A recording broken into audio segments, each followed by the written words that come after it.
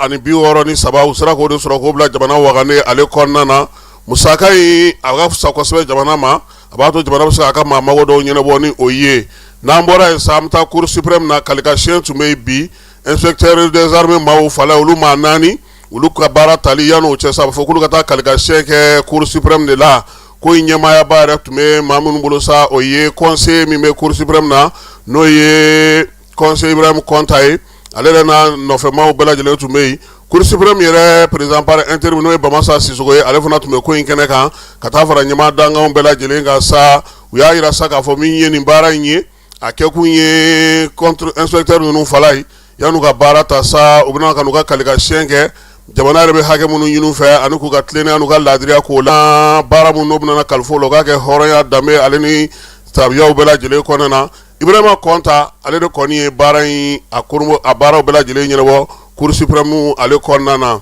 fala in y'a f'i ɲɛna cogo min ye sobi in ye a kɛlen don mankanba ye kitakaw fɛ sabula bɛɛ lajɛlen maaw talen wulikajɔw kɔni bɛ senna sa n'Ala sɔnna a ma n'an ye min sɔrɔ a ko la sini an n'o da maaw olu tulo kan Afrique du Sud kaw fɛ yen farafinakaw ka sɛbɛn tun b'a bolo nin waati na faransi ka sɛbɛn t'a bolo a n'a ka jamana yɛrɛ bɛnna n'olu karilen don ɲɔgɔn na kibaruyaw fana y'a yira sa k'a fɔ ko min ye Niger ye o kun y'i ka lakodɔn sɛbɛn d'a ma n'o ye passeport diplomatique ye k'o fana minɛna a la tuguni waleya in kɔni maaw sigilen don ka min kɔnɔ Afrique du Sud bɛna n'a bila ka taa Benin wa walima bɛna n'a kɛ cogo di ɲininkali tɔ min bɛ yen halisa o jaabi o ma sɔrɔ fɔlɔ kɛmɛ 3 ale bɛ maaw la maa minnu kun ye wulikajɔ kɛ waati caman farafinna ka kelenya ani sa in na min ye bɔnforola kuma a y'o ta k'o ɲɛsin Niger jamana ɲɛmaaw ma o y'a to sa olu kɔni y'u ka passeport diplomatique o minɛ a la sango utukalo o tɛmɛnen kɔnɔna na fala ye fédération malienne de football ɲɛmaa kura sigira i n'a fɔ a fɔra cogo min ye kɛnɛ kan ye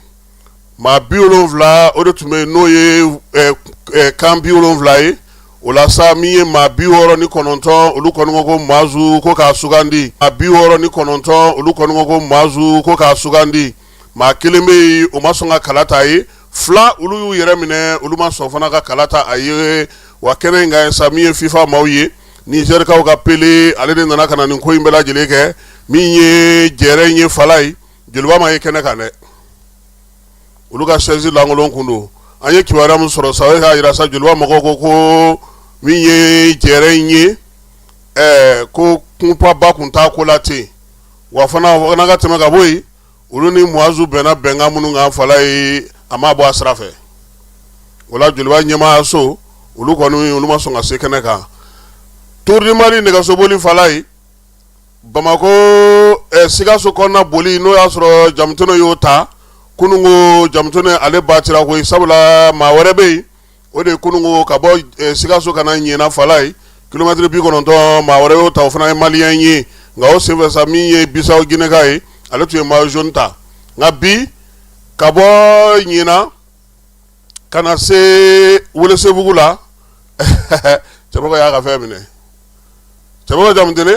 a wulila k'i jɔ ni maillot jaune ye o la sa min ye kɛlɛ tɔ baabu kɔni bɛna kɛ Bamakɔ kɔnɔna na yan kɛrɛnkɛrɛnnenya la sa min mana bɔ la an n'o da o tulo kan k'a fɔ sa ko min ye Tour in nin kun ye u ka boliko sabanan ye fɔlɔ kɛra Sikaso kɔnɔna na filanan kɛra Ɲena ni Sikaso ni ɲɔgɔn cɛ sabanan kɛra Welesebugu ale ni Bamakɔ ni ɲɔgɔn cɛ n'Ala sɔnna a ma nɛgɛsoboli tɔ o bɛna kɛ Bamakɔ Segu Fana b'a la Bamakɔ Fana b'a la ka sɔrɔ ka kɛ Fana Segu ye u bɛ sɔrɔ ka segin ka na Bamakɔ yan ka na ko bɛɛ lajɛlen tɔ kuncɛ ni Ala n'a kira sɔnna a ma nin ye kuma misɛnw ye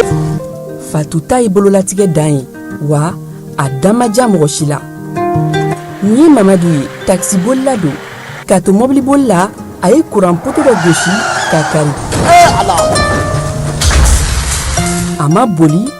wa a ye EDM SA ka centre d'appel wele a ka nin kɛwale ɲuman in b'a to ka sara wɛrɛ tɛna bɔ a la Mamadu ye fasoden ɲuman ye wa a janbɛ bɛɛ ka lakana na nka bɛɛ tɛ nin hakilina ɲuman in sɔrɔ Isa filɛ nin ye a bi ka kɛ komi a bi baara dɔ la k'a sɔrɔ a bɛ ka kofere électrique fil de bɔ courant ko la fɛn bɛɛ jate kan ka minɛ an kana kɛ Fatou ni Isa ɲɔgɔn ye an ka kɛ i komi Mamadu n'aw bɛ fɛ ka dingɛsen baaraw kɛ aw bɛ EDM SA ka service wele walasa aw kana tiɲɛni don dugu jukɔrɔ filiw la fasodenw aw kana ɲina ka dantɛmɛ walew kofɔ kuranko ta fan na a bɛ weleli kɛ 36077 la walima agence edms. An filɛbaw ni an lamɛnbaw i n'a fɔ an y'a fɔ aw ɲɛna cogo min na kuma daminɛ na sa bi su in na an bɛna n'an da don garabalu olu wuliliko la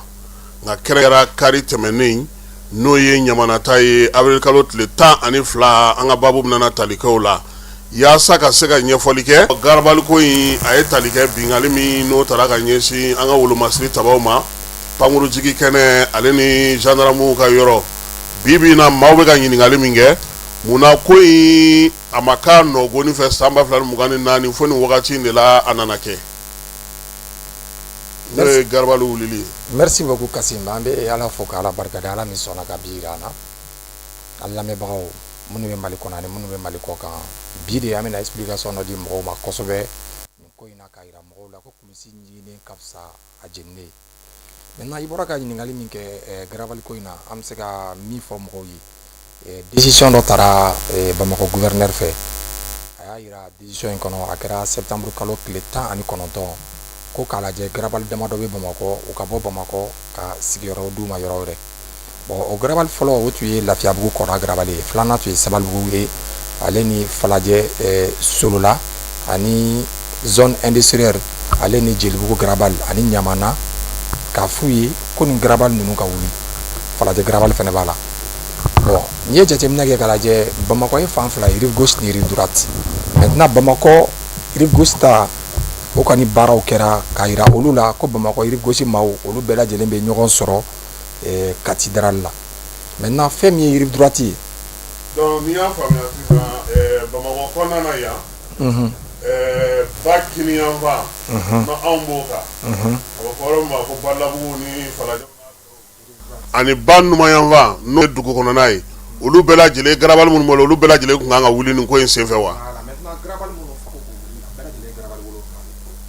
Wolonwula. Voilà, m'a essayé ka wala k'a fɔ pour que mɔgɔw k'a faamu kosɛbɛ. Maintenant décision min n'a taara décision numéro ye 1311 a signera jɔn fɛ o de ye Bamakɔ gouverneur ye. Bon n'i y'a jateminɛ k'a lajɛ ni ko in nana ni mun de ye ani mun de b'a kɔnɔ. Bon garabali mun bɛ Lafiyabugu kɔda la wulili daminɛla o la ale ni Sabalibugu garabali ani Falajɛ Sololo ani zone industrielle ani Ɲamana ani Jelibugu ka se garabali wɛrɛ minnu bɛ yen ni mɔgɔw ɲɛ t'u la. Bon n'i y'a jateminɛ nin garabali ninnu lawulili a sɔrɔla mun de fɛ mun de y'a to ni garabali ninnu lawulila septembre kalo tile 17 san 2024 jatigɛwale tigilamɔgɔw sera ka don cogo dɔ la Bamakɔ kɔnɔ ka ko kɛ ko min ye bɛɛ tɔɔrɔ o ko in de kɔnɔna la garabali ninnu lawulili a sababu sɔrɔla. Kassim yɔrɔ dɔ de bɛ yen ne b'a fɔ an ka faamaw ye u k'a dɔw fɔ o ka ɲi kojugu parce que a bɛnna septembre kalo ma septembre la anw ka cakɛyɔrɔ o ye semaine nationale de la réconciliation o b'o baara labɛn Burkina ministre de la réconciliation ale ni Niger ministre de la réconciliation ka fara anw ka général de corps d'armée Ismaël Wage kan o taara scénar lancement kɛ Gao ça c'est fait le 15 maintenant o dugujɛ an seginna Bamakɔ. Maintenant o dugujɛjɛ filanan olu tun kan ka segin u ka dugu la mais Kassim ne ma min faamu ni bɛɛ sera k'a dɔn faamaw bɛ ka effort min kɛ comme u b'a dɔn ne kɔni bɛna fɔ Kassim wagati min na a fɔra ko menace bɛ yen attaque daminɛla an ka ni général ninnu dɔw général wɛrɛw ka fara général Wage kan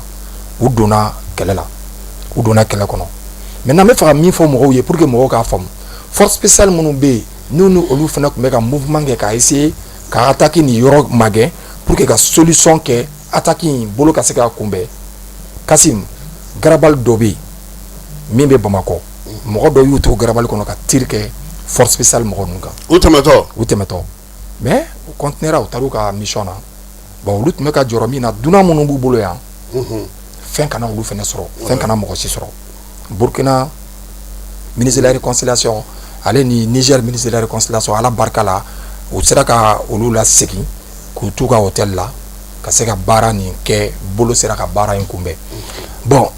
n'i ye jateminɛ kɛ garabali bɛ Bamakɔ a mɛnna garabali yɛrɛ ye Bamakɔkaw ka fɛn laɲini de ye mais fɛn wɛrɛ de donna garabali ko kɔnɔ min tɛ garabali dɔ ye sinon saga tɛ problème ye sagatigi tɛ problème ye ba tɛ problème ye batigi tɛ problème ye misi tɛ problème ye misitigi tɛ problème ye maintenant minnu donn'u nɔfɛ olu de kɛra problème ye maintenant n'olu tun sera ka solution ɲini nin ko in na ne b'a dɔn bolo tun bɛ se ka ko in kunbɛn kosɛbɛ bon n'i ye garabali lajɛ bi mɔgɔ suguya caman de bɛ nin garabali ninnu dɔw kɔnɔ n'i taara nin garabali ninnu dɔw kɔnɔ i bɛ taa sɔrɔ bolifɛn dilanna dɔw b'a kɔnɔ i bɛ taa sɔrɔ hali taji feere yɔrɔw b'a kɔnɔ i bɛ taa sɔrɔ mɔgɔ dɔw b'a kɔnɔ mɔgɔ minnu bɛ yen u nana dugu kɔnɔ nacogo min na a contrôle tɛ mɔgɔ bolo n'i taara nin garabali ninnu kɔnɔ i b'a sɔrɔ jagokɛlaw b'a kɔnɔ mais n'i taara nin garabali ninnu kɔnɔ i b'a sɔrɔ yɔrɔ dɔ la a bɔra garabali yɛrɛ la an tɛ nin si contour la mais ni ko dɔ de kɛra o bɛ kɛ sababu ye ko dɔ bɛ sɛgɛsɛgɛ bon mɔgɔ minnu bɛ yen ko bolo dar'u kan nin attaque kɔnɔ nin attaque wagati la u y'a mɔgɔ dɔw sɛgɛsɛgɛ kuma de kɔnɔ u y'a yira k'olu ye labɛn dɔ sabati garabali kɔnɔ kasi min b'a la kojuguma yɔrɔ ye jumɛn ye o kɔnɔna la u taara sɛgɛsɛgɛliw kɛ ka taa ye mɔgɔ minnu bɛ yen ko jatigɛ wale tigilamɔgɔw bandiw terrorisiw jihadisiw k'olu dɔw bɛ maaw ka baganw purutuw la o taara sɔrɔ bagan ninnu bɛ kalifa mɔgɔ minnu na k'a feere olu dɔw bɛ sɔrɔ nin garabali kɔnɔ bagan min bɛ siyɛn kɔ kan bagan ninnu dɔw a yera garabali kɔnɔ jamana fan wɛrɛw fɛ olu dɔw yera garabali kɔnɔ bon olu mɔgɔ dɔw nana n'u ka seereyaw ye o seereyaw yirala k'o kumaw fɔ k'o baaraw yira bon jamana fana ye yamaruya di a ka bamakɔ kalifalen min na ni o ye gouverneur ye décision bɔ décision min b'a yira garabali ni sigili ka mɛn ko wɛrɛ bɛ se ka bɔ a kɔnɔ déjà ko dɔ bɔra a kɔnɔ ko wɛrɛ foyi kana bɔ a kɔnɔ min bɛna se ka bonya ni nin ye bon o décision min bɔra o décision de filɛ Kassim décision in de filɛ maintenant n'i ye décision in lajɛ a kɛra depuis le 19 septembre 2024 mais mun de y'a to décision in ma se ka appliquer yɔrɔ yira min sennen kura don nin temps kɔnɔ o baara kɛra o ko ko ka dɔ fara kan faamaw ko ko si tɛ problème ye yɔrɔ dɔw fana yirala minnu bɛ yen ko mɔgɔ dɔw kun kɛlen don ka taa fɔ k'u bɛ so jɔ yen ministre y'o de fɔ ko bon minnu bɛ ka ninnu nɛgɛn k'u ye yan feere u ma u k'a f'u ye k'u ka yɔrɔ tɛ jamana ka yɔrɔ don a ye n'aw sigi déjà mɔgɔ tɛ espace de don maintenant nin espace in bɛɛ ye aw ta de ye a ye n'aw sigi bon o kɔnɔna la mɔgɔw yɛrɛ kɔni ye kuma caman fɔ comme mun bɛ k'a f'i ye cogo min na o image ninnu dɔw filɛ comme o jaw bɛ ka yira déplacement min kɛra ka taa cathédrale la d'abord k'a yira ko yɔrɔ bɛ yen maintenant fɛn min ye rive droite mɔgɔw ta ye olu ta kuma bilala dɔɔni ka sababu kɛ mun ye jamana ye a fɔ n'i ma ɲa i bɛ mɔgɔ bɔ yɔrɔ dɔ la taa sigi yɔrɔ la yɔrɔ min ni a bɛ se ka sɔrɔ kɛ n'a bɛ se ka wagati latɛmɛ kɛ bon o de ye temps ta ni rive droite ta ninnu kuma wuli bon rive droite ta côté min wulila donc n'i y'a faamuya sa ba numayanfan taw bɛɛ lajɛlen wulila ka t'u ka yɔrɔw la sisan o de fɔra olu ye je pense que olu dɔw kun seginna u y'u bila k'u ka taa yɔrɔ min dir'u ma k'u ka taa darali la maintenant rive droite ta in ni bɛɛ bɔra ɲamana ta wulili kalama parce que kuma la ni taga parce que commission dɔ sigira pour que ka se ka nin kuma ninnu fɔ ka se ka baara kɛ garabali kɔnɔ mɔgɔw yɛrɛ ka commission mɔgɔw b'a la mais Kassim ne bɛna mun fɔ n'o bɛna mɔgɔw dabali ban Kassim mɔgɔ caman bɛ ka mankan kɛ est ce que olu ye misitigiw ye mɔgɔ caman bɛ ka kuma est ce que olu ye misi feerelaw ye est ce que olu ye garabali an da bɛna na so yɔrɔ ma yanni o cɛ an bɛ fɛ ka min faamuya jamana ɲɛmaaw bɛ ka mun fɔ komi e yɛrɛ bɔra ka min fɔ sisan ko a ko dulonnen don lakanako la mun b'a yira k'u bɛna taa yɔrɔ minnu fana na ko o kelen problème gɛlɛya kelenw tɛna kɛ o yɔrɔ la walima kunbɛli cogo bɛna sɔrɔ o la de mɔgɔ t'i dafa mugu jala nana ɲigin ji t'i da ni autorités kɛlen ka commission bila en place ka se ka nin baara kɛ k'u ka t'u sigi yɔrɔ la i b'a sɔrɔ o yɔrɔ lakana ka nɔgɔ ma o bɛ se k'o yɔrɔ maîtriser o lakana o bɛ se k'o baara kɛ mais nous on n'est pas spécialiste à la matière k'an bɛ fɔ sécurité bɛ ɲɛ yan a tɛ ɲɛ yan an tɛ se k'o fɔ mais an bɛ se ka conseil min kɔni di nin kuma kɔnɔ minnu tɛ kelen ye olu kana fara ɲɔgɔn kan ni yɔrɔ dabɔra bagan feere kama bagan ka feere ye fɛn wɛrɛw kana don a kɔnɔ sinon a bɛ kɛ sonsori bɔ yan sonsori ta yan fɛ o ye ka dingɛ dɔ dayɛlɛ ka segin ka t'o dingɛ kelen ɲɔgɔn datugu ka segin ka t'o dingɛ kelen ɲɔgɔn dayɛlɛ yɔrɔ wɛrɛ. ayiwa i ka ɲininkali de bɛ yen sisan o de ye k'a fɔ sa dɔw ko ko a kɛla balana ye olu la nka dɔw ko k'olu la bɔra a kalama ko a ko bɛɛ kɛra olu yɛrɛ sen kan hali Usumani Serimani Hayidara de ye delili kɛ yaasa seli feereliw ka se ka kɛ magotuli ka kɛ u ye ko u sɔnna o fana ma a ko bɛ cogo di minnu b'a la bi ko bin kɛr'u kan. n bɛ segin kuma in kan n b'a f'i ye misitigi yɛrɛ o olu ma ca nin kuma ninnu kɔnɔ olu ma ca nin kuma ninnu kɔnɔ a bɛ se ka kɛ olu dɔw bɛ ka kuma mais minnu bɛ ka kuma plupart minnu caman taara garabali kɛ siyɔrɔ ye ani minnu taara garabali kɛ jagokɛyɔrɔ ye o de kɛlen bɛ ka kɛ kuma ye kuma min i b'a fɔ ko a ma fɔ mɔgɔ ye a cun'u kan maintenant ne ko ko avertissement ma d'u ma sɛbɛn kɔni filɛ sɛbɛn min publiera ka bila jamana fan bɛɛ ka partager bɛɛ ka bɔ a kalama o ka wuli kɔni fɔra comme déjà sɛbɛn kɔni filɛ gouverneur ka décision voilà gouverneur ka décision maintenant nous ko kuta kalama ko fema fouye ah fema kon kera depuis le 19 septembre 2024 niko bi c'est en 2026 qui to kalama kasimo kuma jabi ambo to mawira kaseka oko komati awa do ko ni mawla wulili ferelikalaw fana bɛ k'a fɔ ko garabali bɛna kɛ a yɔrɔ minnu dir'u ma o lakana ko o jiko o n'o ko bɛ cogo di feereli bɛna se ka kɛ cogo di o kɛnɛ ninnu kan. bon ne bɛ segin n ka kuma kan n'i ye mɔgɔ ye k'i da fa mugujala n'a ɲɛgɛnji b'i da se min bɛ faamaw ye ka yɔrɔ in sécuriser moyen min b'u bolo ka yɔrɔ in sécuriser ne bolo u ka taa site kan u k'o demander u k'u sécuriser peut-être a b'olu kunna wagati min na mɔgɔ mugan k'u sécuriser i b'a sɔrɔ wagati mɔgɔ fila de kan k'u sécuriser o de ka ɲi u ma. Peut-être à bout qu'on a voir na kanga joku lamini il va se reposer que l'inga blaye ou de kauma maintenant ne kon me mungon fouille droit comment bébé mi no fait mais est-ce que au faire au labenino parce que il a quoi ni ame ki bi dafa mugu jala na watra nyigi njibida bon angon me mungon fo rola commission kona na audace ro kuma ma yoro kuma te bagam tigi ko ni jide bitare kasi marala ni jide bitare kasim ne ko imango forage do kera yoro do la aw nyene wa do re demander ko ka do re fara ka fara ko c'était problème ne ko utara yoro ine la ka fo ko fen mene be no ko bu mangi me segin do rombe nga kuma kele ne fo yani ka critique ke yoro jan fe igre igi ya critique obi kuma daja amba nyini ndro mo ka fam c'est vrai gele aba kono gele ado be ya kono kuma te kabo bamako ya kata santigila no u ka taa sigi commune zantigila la ma caman sanigala caman u ka yɔrɔ ka jaw la dɛ kasi wagati min na garabali tun bɛ falajɛ a tun bɛ falajɛ wagati min na an hakili b'a la an n'a masaw tun bɛ taa bagan san na ye maintenant garabali ni bɔra falajɛ wagati min na anw yɛrɛ tun b'a fɔ ko ɲamana ka jan an tɛ se ka taa an tun bɛ taa bagan san yɔrɔ wɛrɛw la mais toujours an tilala ka n'a ye pour que an ka sago sɔrɔ fɛn ɲuman tɛ janya so la sa n'a taara cogo cogo mɔgɔw bɛ taa nɔfɛ maintenant ne kɔni bɛ mun kɔni fɔ dɔrɔn garabali bɛ bɔ wagati min na falajɛ ka taa ɲamana jama tun tɛ yen o i tun b'i jɔ ka kɛnɛ de la i fɛ yan maintenant wagati min na garabali nana ɲamana an bɛ se k'a fɔ bɛɛ nan'i wasa don ɲamana na ɲamana ye valeur sɔrɔ o kelen ɲɔgɔnna bɛ se ka kɛ zantigila pour que zantigila fana ka valeur sɔrɔ mais toujours an kɔni bɛ mun demander commission na an ye kuma caman fɔ kuma in kɔnɔ o dɔ ye min ye k'a yira mɔgɔw la u ka taga n'u mago bɛ fɛn mun na n'u m'a faamu u ka ɲininkali kɛ o bɛ se ka las'u ma cogo min na n'a kan ka kɛ o bɛ k'u ye. mais nin bɛɛ la est ce que bi yɔrɔ in n y'a fɔ cogo min na a ka ja o ye kelen a lasɔrɔli o fana b'a la mais bagan mara fana tɛ taa fɛn caman kɔ dɛ. comme fɛn jumɛn. e bɛ se ka taa bagantigi bila dibi la wa. bon bagan marala dibi bagan marala lakana tɛ bagan marala yɔrɔ ma dilan bagan marala yɛrɛ ja tigɛlen bɛ ka taa yɔrɔ la et puis nin na fana est ce que lakɔlɔsili bɛ ka kɛ parce que min ka gɛlɛn an ka baara la o ye lakɔlɔsili ye yanni ne fana ka taa n ka zantigila kɛ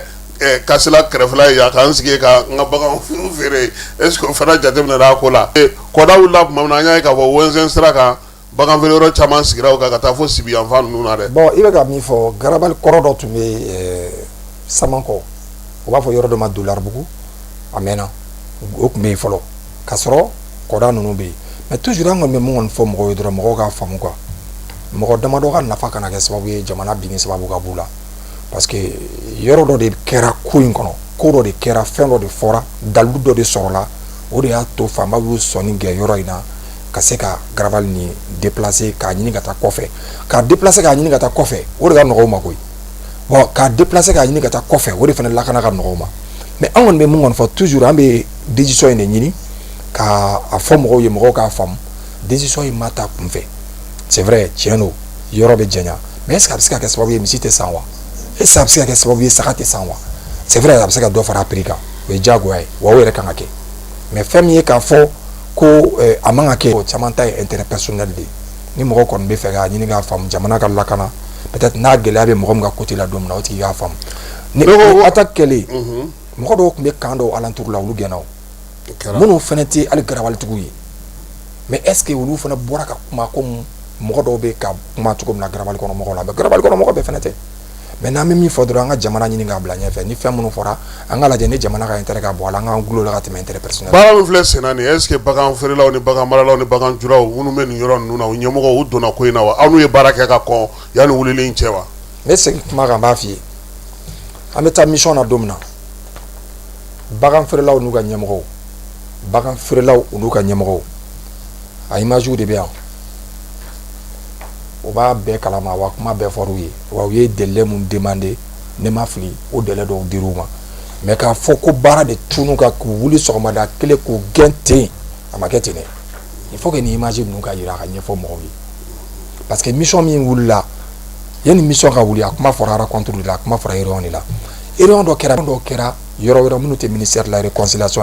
ye réunion dɔw kɛra bagan maralaw ka ministre so yɛrɛ fɛnɛ fɛ yen maintenant ni réunion minnu bɛɛ kɛra a kun tɛ dɔwɛrɛ ye o k'u bonya don a la ka jɛ ka fɛɛrɛ ɲini ɲɔgɔn fɛ fɛɛrɛ kɛnɛ kan pour que baara in ka se ka kɛ baara ɲuman ye kasi mɔgɔ minnu bɛ ka nin kuma fɔ an fɛn fɛn filɛ nin ye an bɛɛ bɛ bagan san an bɛɛ ye bagan sanna ye ne yɛrɛ mun filɛ ne bɛ bagan parce que ne b'a ye o de bɛ nɔgɔya ne ma wa ɲawana bagan sanni de bɛ ne arranger nin bɛ digi an bɛɛ la o a bɛ digi feerekɛlaw la cogo min na a bɛ digi sannikɛlaw la ten mais ka bagan feere yɔrɔ de yɛlɛma ka kɛ fɛn wɛrɛ ye o de kɛra sababu ye ka nin kɔlɔlɔ yɛlɛ an bɛɛ la minnu bɛ feere kɛ yɔrɔ in na u k'a lajɛ yɔrɔ in ka to bagan feere yɔrɔ la kana kɛ fɛn wɛrɛ ye mɔgɔ wɛrɛw kana taa don a kɔnɔ pour que u sigilen bɛ yɔrɔ min na ko wɛrɛ kana bɔ o fɛnɛ la. awa n'i y'a faamuya sisan ba kɔfɛ taw olu bɛɛ wuli falajɛta ye don jumɛn ye. téléchargement bɛ yan ko avertissement bɛ d'u ma wa avertissement dilen d'u ma u k'u ka minɛnw cɛ u kan ka taga yɔrɔ min na u yiral'u la u k'a kɛ to. est-ce que olu ta tɛ Sikaso sira in ye. bon i bɛ est-ce que bɔ a la bɛɛ ka yɔrɔ yiralen don i la o. bon n y'a mɛn cogo min Sikaso sira in. non mɔgɔ min bɛ yɔrɔ dɔ bɛ yen u ko ko. c'est vrai kasi n bɛna kuma dɔ f'i ye kana filɛ ta ko karibadanko gɛlɛya tun bɛ yen wagati dɔ la mɔgɔ min bɛ yen n'o tun bɛ ka nin baara kɛ solution bɛɛ bilala en place pour que ko baara in kana jɔ. parce que ko baara in voilà yɔrɔ in dilanna cogo min na gɛlɛya in kɔnɔ même karibadanko gɛlɛya kɔnɔ ala de b'a dɔn parce que mansin minnu tun bɛ ka baara kɛ yen u ka béton ninnu n'i ka jisɔn fɛn ninnu a bɛɛ tun bɛ baara kɛ 90% u ka courant de la ani groupe de la mais n'an kɔni bɛ mun kɔni fɔ mɔgɔw ye dɔrɔn sɛba tɛ fɛn jugu yɛgɛyɛgɛ ka taa denw kɔrɔ n'i ye nin fɛn fɛn ɲininka 99% papier jumɛn b'u bolo yɔrɔ in na min b'a yira k'u tɛ wuli i bɛ baara wuli o yɔrɔ de la. bon jamana fana nafa b'a la dugudenw nafa b'a la est-ce que o la ni jamana ta ye dugukolo ye bon jamana min fana bɛ mɔgɔw la bi yanni kɛnɛ ninnu fana kana to ten maa wɛrɛw kana t'u sigi a kan tuguni est-ce que labɛn kɛlen don o ko la parce que ne ye ɲamana ye cogo min na morceleli bɛ sɔn ka nɔgɔya teliya han terrain plat don terrain plat yɛrɛ de don n'i ye nin Kasim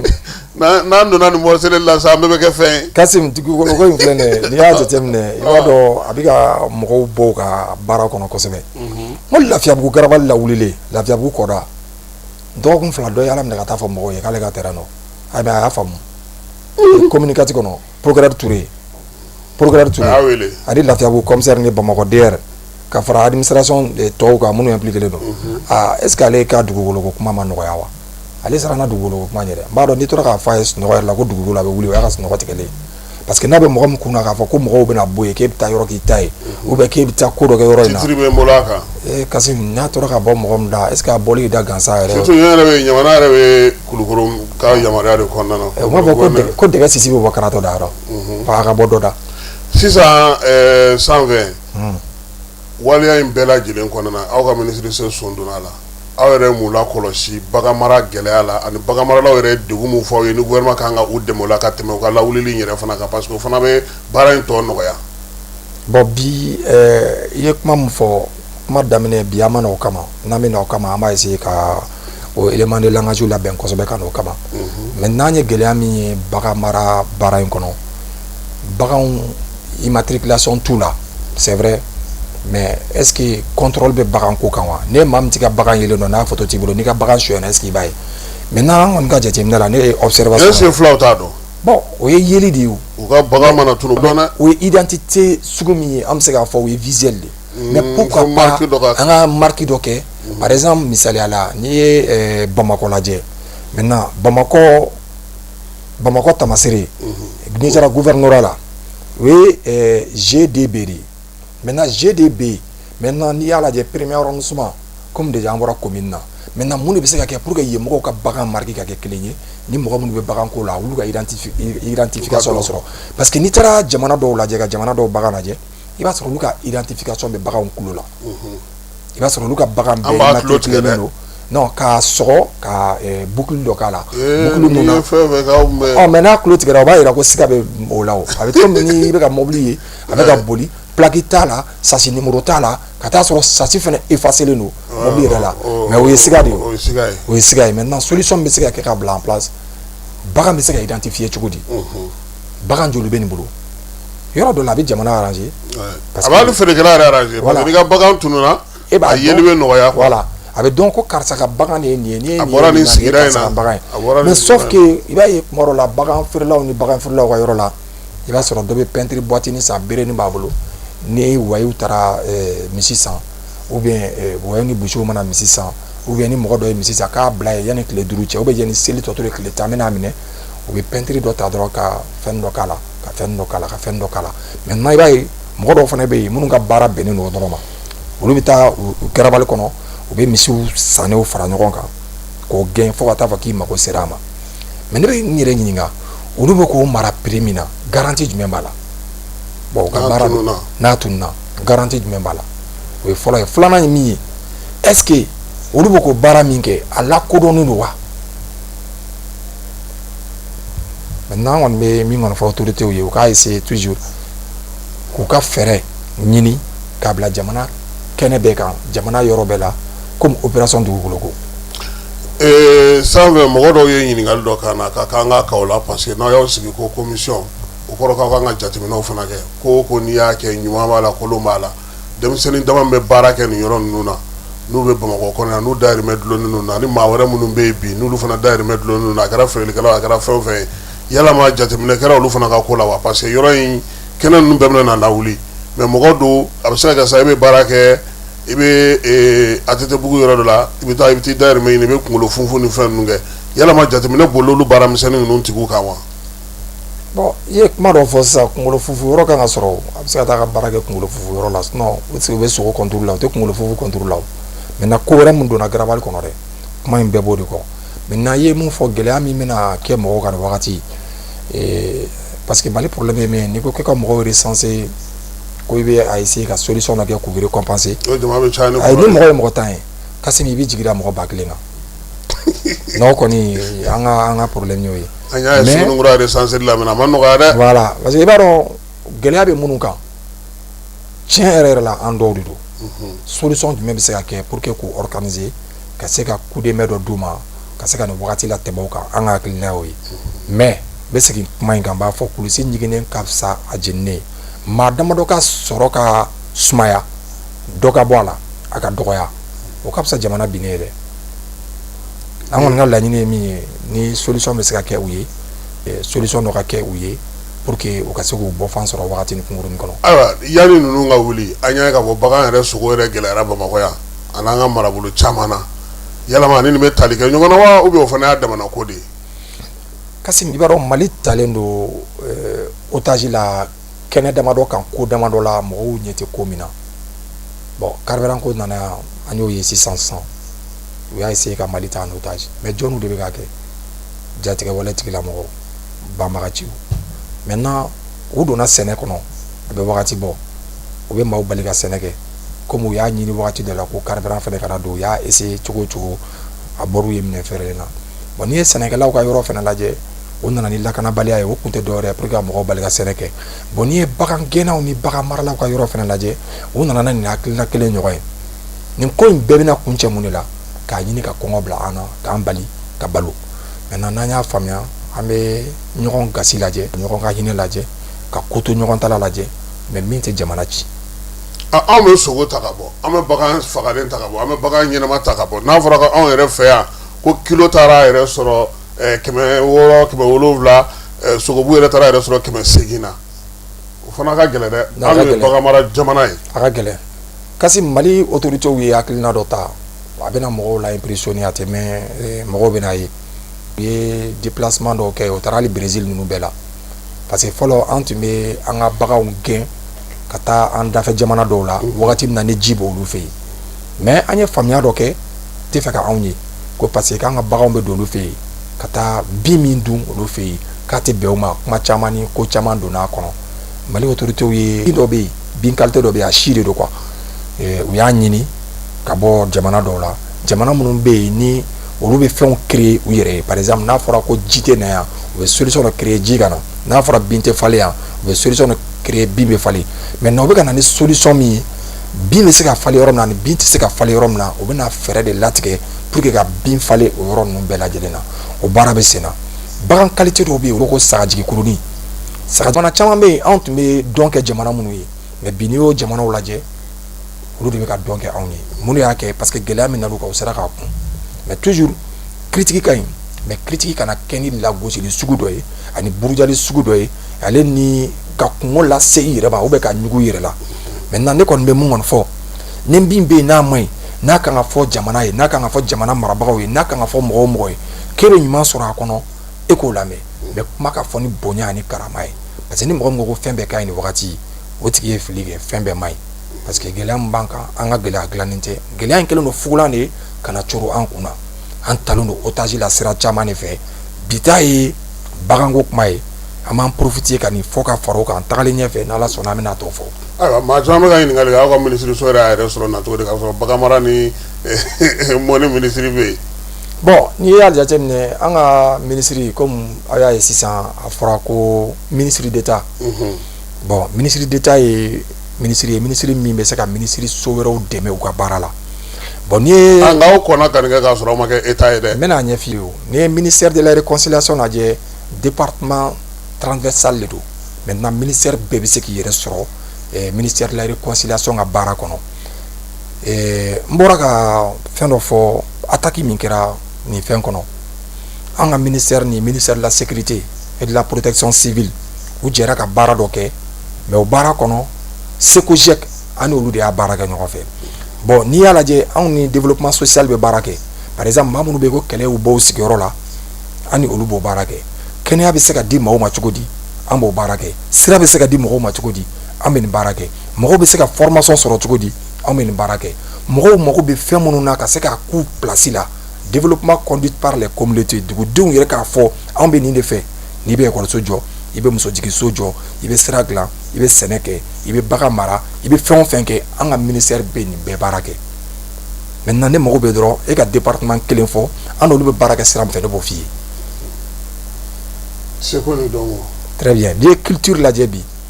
seko ni dɔnko u bɛ baara fɛn fɛn kɛ n'u y'a yira k'u bɛ fɛ jamanadenw k'u tɛgɛ di ɲɔgɔn ma artistes ka mission caman na i b'a ye u bɛ fɛ bɛn ka sabati kelenya ka sabati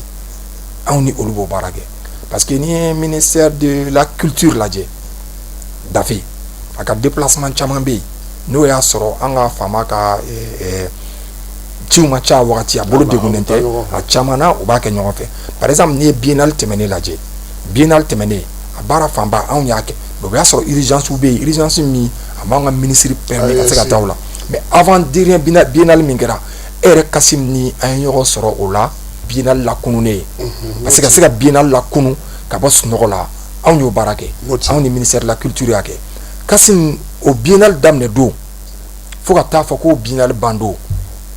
Kasim an ye min sunɔgɔ a tɛ tɛmɛ 3 heures ka 24 heures kɔnɔ an tun bɛ ɲɔgɔn sɔrɔ salle kɔnɔ événement kelen tɛ yen i b'a sɔrɔ e bɛ min na k'i ka émission monter ou bien e bɛ min na fɛ o b'a sɔrɔ anw bɛ yan ɔ caravane e y'o fɔ c'est à dire que e b'anw ka baara kalama c'est à dire que n'i ye culture ka mission lajɛ voilà très bien mais e bɛ se k'a faamu cogo di ministère de la réconciliation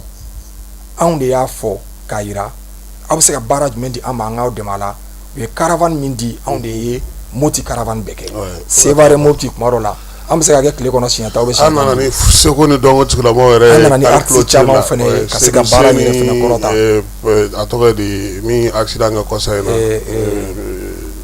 na Prince Jalo awɔ ale ni artiste caman parce que an ni bɛɛ bɛ baara kɛ mɔgɔ mɔgɔ n'i ka message bɛ se ka taa bɛn ni kelenya kan i kɛra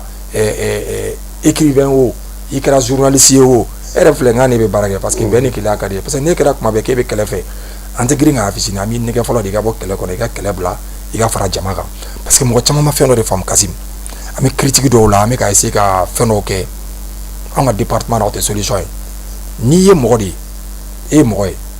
o kɔrɔ i bɛ ka min kɛ min ka ɲi mais n'u mɔgɔ ko k'i tɛ mɔgɔ ye cela veut dire que i bɛ ka min kɛ min ma ɲi mun de ye victoire ye mun de ye point ye aw b'a fɔ min ma k'o tɛ mɔgɔ ye dɛ aw k'o kɛ mɔgɔ ye ba ye n'a ye min y'a la n'a ma ɲi aw ma min faamu a la a bɛ se ka ɲɔgɔn faamu cogo di pour que baara ka ɲa kuma dɔw la dɔw bɛ yen u b'u kanto ko bon anw bɛ gɛrɛ mɔgɔ bɛɛ la mɔgɔ bɛɛ bɛ gɛrɛ anw na a ka d'anw ye anw ka gɛrɛ mɔgɔ bɛɛ la mɔgɔ bɛɛ ka gɛrɛ anw na parce que an ka mission kɔnɔ an ma maliyɛn bɔ maliyɛn na quoi parce que mais o ka ɲi mais Kasim ne bɛna kuma dɔ fɔ bi le 21 novembre 2022 général Ismaël Ouagué le ministre d'État le ministre de la réconciliation o y'a sɔrɔ colonel major don a mission dɔ labɛn yan dimanche don dɔ sɔgɔmada fɛ ka wuli Bamakɔ base 101 la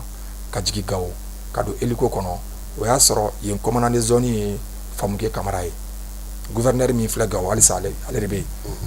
ka wuli hélico la ka taa jigin Kidal général Kan Sumare kɔnɔ Wage ye kuma min fɔ MINUSMA mɔgɔw y'o don k'a nana a ka mission min na u k'u ta kɛ u n'ale tɛ ɲɔgɔn ye sira la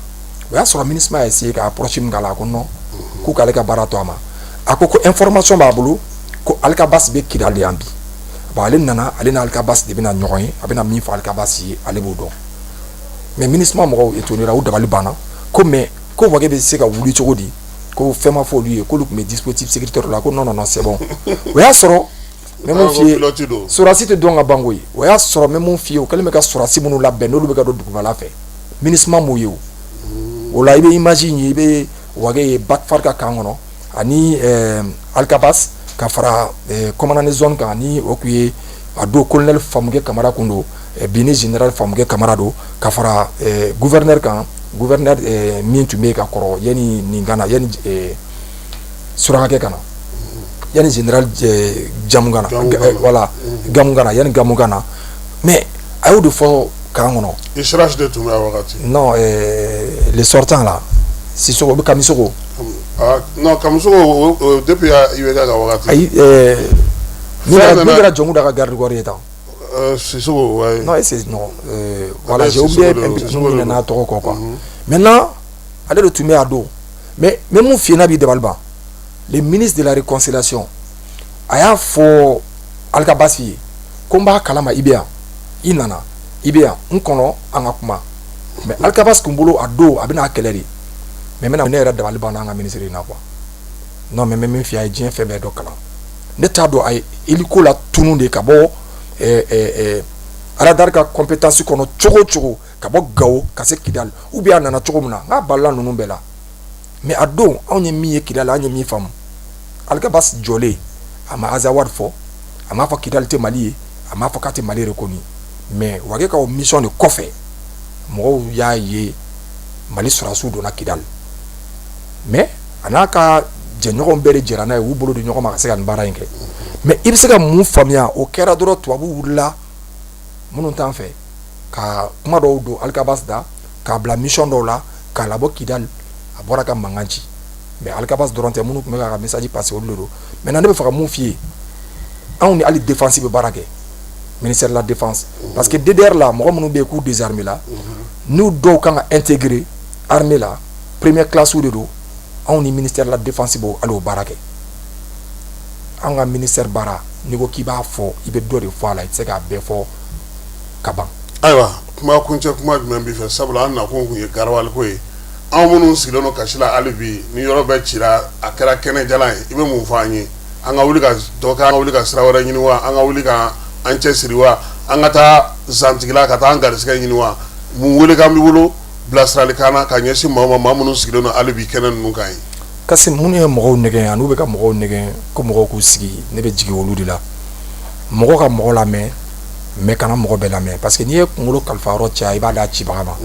maintenant yanni i ka boli totobila kɔ dɛ a tɛ dun ka min to i ka gɛrɛ o laban ye kuma yɛrɛ bɛ bɔ minnu da minnu yɛrɛ sigilen don kuma tiɲɛ fɔli kama mɔgɔw ka gɛrɛ olu la kuma dɔw la ka réalité dɔn o ka fisa u ka kuma ta mɔgɔw da ko dɔ y'a fɔ dɔ y'a ci ma vocal la ou bien dɔ sigilen don o bɛ k'a fɔ parce que ne bɛ ka kuma min fɔ ne b'a fɔ ni n ka dalilu ye parce que ne bɛ baara kɛ ministère de la réconciliation na bɛɛ ni keleya ministre so mais kuma dɔw la an ka ɲɔgɔn ɲininka identification na o fana bɛ kuma ja parce que kuma dɔ la dɔw bɛ kuma dɔ fɔ kisɛ t'a la a bɛ mɔgɔ dɔw bila fili la vraiment n'u ka kuma y'o ye an kɔni bɛ fɛ u k'u hakili to kuma bɔ la mais n'o si tɛ k'u yɛrɛ dalen b'a la k'u y'a mɛn a fɔr'u ye u ka ni olu ye feerekɛlaw de ye ayi u ka taa sugu kɔnɔ fɛn minnu bɛ feere yɔrɔ min na maintenant n bɛ kuma kuncɛ kuma min na jamana bilama tɛ décision foyi ta jamanadenw ye jamana kama k'a décision bɛ bila k'a tɛ lawaleya n'a ka ɲi a bɛ kɛ kuma laban bɛna kɛ mun ye ne m'o fɔ o tɛ nin sujet ye mais u bɛna surunya ɲɔgɔn na o ye Segunikura dossier ye n bɛ se k'a fɔ d'accord parce que tasuma kɛlen ka Segunikura minɛ a kasara bonyara kojugu ne nin tora ka caya a bɛ fantanya de caya Mali la a bɛ mɔgɔ caman kɛ dɛsɛbagatɔ ye faut pas que nin ka continuer solution jumɛn bɛ se ka kɛ pour que tasuma kana sugu minɛ nin cogo la tasuma yɛrɛ kana sugu minɛ ni kuma fɔlen mɔgɔw ye dɛmɛ lase Sugunikura mɔgɔw ma an b'o bɛɛ fɔ k'o wale dɛmɛ ɲumanba dɛmɛ ninnu ɲana wa didenw u bɛ fo kosɛbɛ dante foli min na jamanakuntigi ye kuma dɔ fɔ conseil des ministres la a don a ko décision jumɛn de bɛ se ka ta baara jumɛn bɛ se ka kɛ fɛn jumɛn bɛ se ka kɛ pour que sugu in jenini bɛ bali u ye hakilina min ɲini o de ye ka sugu in jɔ k'a kɛ ko marché international bɛ cogo min na maintenant ne sugu in jɔra ka kɛ o cogoya ye i b'a sɔrɔ sogo feerelaw bɛ k'u dama jɛgɛ feerelaw bɛ k'u dama fini feerelaw bɛ k'u dama samara feerelaw bɛ k'u dama nɛgɛso feerelaw bɛ k'u dama tailleur bɛ k'u dama restaurant bɛ k'u dama o kuma fɔra comme tendance fila bɛ sugu kɔnɔ regroupement dɔ bɛ yen commerçant dɔw b'o la dɔw bɛ yen dɔw b'o la u nana a jateminɛ sisan ni fiɲɛ ka girin yɔrɔ min na dɔrɔn an bɛ taa yen ni fiɲɛ ka fɛgɛ yɔrɔ min na an bɛ kɛlɛ kɛ mɔgɔ dɔw taara commerçant na dimi sugu kɔnɔ o y'a sɔrɔ information kan ka na d'u ma a ma d'u ma fɔlɔ ko bon sugu bɛ datugu k'a ci k'a jɔ ka ɲa ka place di bɛɛ ma mɔgɔ mɔgɔ tun bɛ sugu kɔnɔ u wulila ka bɔ sunɔgɔ la sɔgɔma dɔrɔn k'a fɔra ko Sugunikura bɛna di faama dɔ ma ko faamaw bɛna olu gɛn ka bɔ a kɔnɔ ko bon ko olu tɛ jɛn n'a ye ko waritigiw de bɛna sugu minɛ k'u ma sɔn mɔgɔ dɔw bɔra u ye mankan ci u taara fo mairie la ɲininkali kɛra ko jɔnniw ka mɔgɔw don côté fila minnu bɛ ɲɔgɔn na parce que olu yɛrɛ tununa ko yɛrɛ kɔnɔ dɔw ye dɔ ka gileki don ka taa kɛlɛ dɔ kɛ dɔw ye dɔ in ka gileki don ka taa kɛlɛ dɔ kɛ parce que ko wari tila ko kuma fɔra ko place ko kuma fɔra ko sugu ɲɛmɔgɔ ko kuma fɔra problème filɛ jamana ɲɛmɔgɔ ko sugu bɛ jɔ ka di dugudenw de ma minnu tun b'a kɔnɔ olu bɛ yɔrɔ sɔrɔ n'ala la wasa mais kasi mun de ye ne dabali ban kɛlɛ in kunkolo ani kɛlɛ in yɛrɛ mankankɛbaga n'a gabakuru bona ni siratigɛlaw kasi place t'a classe bolo place t'u bolo cogo di place t'u bolo k'a sababu kɛ a dɔw y'u ka place feere place t'u bolo cogo di k'a sababu kɛ a dɔw bɛ yen olu de bɛ mɔgɔw sigi sira kan ka wari minɛ mɔgɔw la parce que n'i ye sugu lajɛ sugu si tɛ yen k'i b'a lajɛli ka sugu da datugu n'i ye sugu da datugu jɔn bɛ don sugu kɔnɔ mais n'i y'a lajɛ dɔw bɛ yen nɔ u bɛ mɔgɔw lasigi yɔrɔ b'olu bolo u bɛ yɔrɔ di location na k'o kɔfɛla di k'o kɛrɛfɛla di ka tila k'u ka yɔrɔ yɛrɛ di maintenant nin bɛɛ bɛ dabɔla min kama dɔrɔn ka essayer ka mankan dɔ wuli ka fitinɛ wuli jamana kɔnɔ mɔgɔw k'a ɲini k'a faamu sɛba tɛ fɛn jugu jɛgɛ k'a don kɔrɔ sugu mana fɔ k'a bɛ jɔ a bɛ jɔ olu de ka place d'u bɛɛ ma n'u yɛrɛ y'a ye cogo min na o kɔfɛ. ayiwa an bɛ fɔ k'i waleɲuman dɔn fo fana nana ka na an ka kɛnɛ ɲama fifa bi k'a diya n bolo n b'a fɔ sa Keba Jalo ni Falaye Keyita olu tun bɛ ka se k'a bila bɔlɔlɔ sanfɛ n'Ala sɔnna a ma sini sɔgɔma nɛgɛ kanɲɛ 9 kibaruyaw an bɛna an sigi olu kɛnɛ kan sanfɛ k'i yɛrɛ fɔ k'i waleɲuman dɔn ministre d'État général de corps d'armée Ismaël Ouague pilote ba don n yɛrɛ bɛ se k'o sɛbɛntiya. Kasi e bɛ ka fɔ cogo min na a tɛ fɔ ten o i b'a fɔ le ministre d'État ni n y'a fɔ i b'a fɔ nɔfɛ o le ministre d'État mais non a kan ka fɔ ten o le ministre d'État le ministre de la réconciliation général de corps d'armée Ismaël Ouague le plus haut gradé de l'armée de l'air 1976 à nos jours pilote de chasse. Kaya an ka to ten an ka bɛna durusi i b'a durusi sinon ni ma nin fɔ an t'i lamɛn dɛ merci beaucoup Kassim.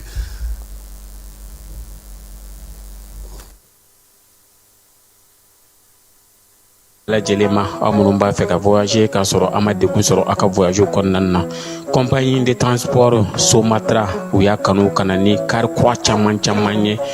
kari minnu dilanna norme kɔnɔna na aw ka lafiya kama a suspension wo a climatisation a siège wo n'i ye kari jɔlen ye foyi tɛ jigin kɔnɔ i bɛ se ka don a kɔnɔna na cogo min na Somatra e ka kari Somatra ne ka kari Somatra anw ka kari o hukumu kɔnɔna na kari ninnu bɛ sira ta don ko don Bamako Segu San Moti Kucala ka taa se Sikaso ma Keɲeba Kita o ma ɲina Yoro di Sahel maaw kɔ ka taa se Kolokani Jijeni fo ka taa se Bɛnma ma